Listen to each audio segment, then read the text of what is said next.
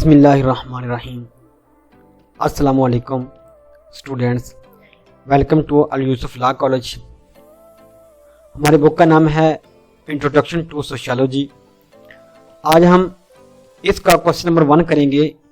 Define sociology, explain the origin, development and scope of sociology. इस question के अंदर हम ये डिस्कस करेंगे कि सोशियोलॉजी क्या होती है, इसका फाउंडर कौन है, इसकी डेवलपमेंट कैसे हुई और सोशियोलॉजी कहाँ कहाँ पे यूज की जाती है। तो फर्स्ट ऑफ ऑल हम आते हैं इसके इंट्रोडक्शन की तरफ। तो sociology is the study of society and the relationship of the society with individual. Sociology जो है इसमें माशरा यानी कि जो हमारी सोसाइटी है इसके बारे में बात की जाती है, और जो एक फ़र्द है माशरे के अंदर उसका सोसाइटी के अंदर किरदार क्या है, उसका रिलेशनशिप क्या है, इसके बारे में बात की जाती है। ये एक सोशल साइंस है और इसको तमाम जो सोशल साइंसेस हैं उनकी माँ कहा जाता है। और जो बंदा सोशियोलॉजी की फील्ड के अंदर काम करता है, इसके अंदर सर्च करता है, उसको सोशियोलॉजिस्ट बोलते हैं। और सोशियोलॉजी जो है वो बहुत ही इम्पोर्टेंट एक टर्म है सोसाइटी के अंदर अमन व अमान को कायम करने के लिए।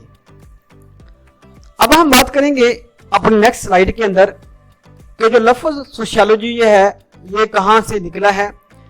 तो जो लफ्ज़ सोशियोलॉजी है ये दो लफ्ज़ों से मिलकर बना है, सोशियो और लोगोस।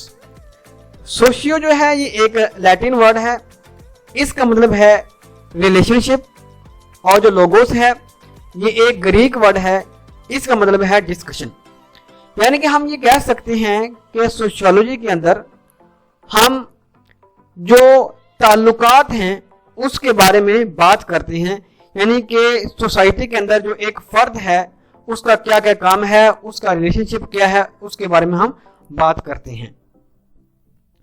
अब हम सोशियोलॉजी के जर्नल मीनिंग की तरफ आते हैं कि इसका आम मतलब क्या है। तो इस स्लाइड के अंदर ये लिखा हुआ है, sociology is the study of human relationship.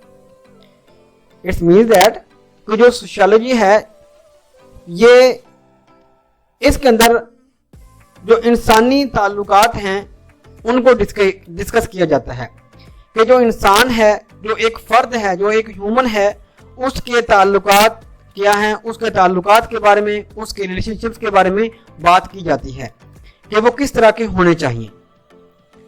अब हम बात करेंगे कि वाइबर के मुताबिक सोशियोलॉजी क्या है। तो वाइबर ये कहता है कि जो सोशियोलॉजी है इसके अंदर सोशल एक्शंस के बारे में बताया जाता है कि जो सोसाइटी के अंदर जो काम हो रहे हैं उनके बारे में बताया जाता है।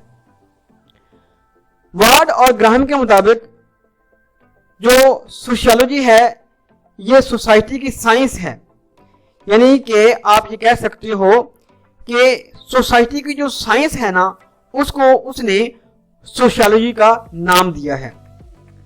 रॉबर्ट स्ट्रॉन्ग के मुताबिक जो सोशियोलॉजी है ये एक सिस्टमैटिक स्टडी है किसकी, ह्यूमन सोसाइटी की और सोशल बिहेवियर की। यानी कि ह्यूमन सोसाइटी और जो सोशल बिहेवियर है इसकी सिस्टमैटिक जो स्टडी है इसका नाम जो है उसने सोशियोलॉजी कहा गया है। पार्क के मुताबिक जो सोशियोलॉजी है ये कलेक्टिव बिहेवियर की साइंस है, यानी कि सोसाइटी के अंदर जितने भी जो लोग रह रहे हैं उनका जो कलेक्टिव बिहेवियर है उसकी साइंस का नाम उसने सोशियोलॉजी को किरदार दिया है।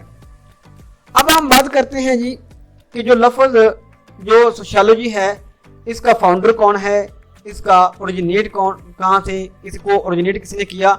तो जो सोशियोलॉजी है इसको 1836 के अंदर एक फ्रेंच फिलोसोफर ने जिसका नाम अगस्त कॉमेटी है उसने इसको ओरिजिनेट किया और इसका नाम सोशल फिजिक्स रखा।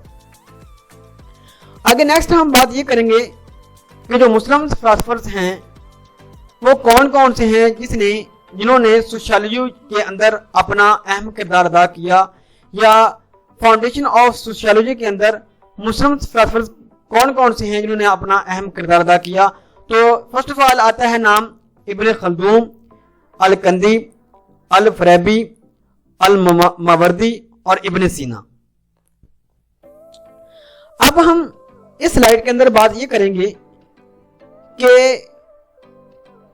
सोशियोलॉजी की फाउंडेशन के अंदर वेस्टर्न थिंकर कौन कौन से थे जिन्होंने अपना अहम किरदार अदा किया।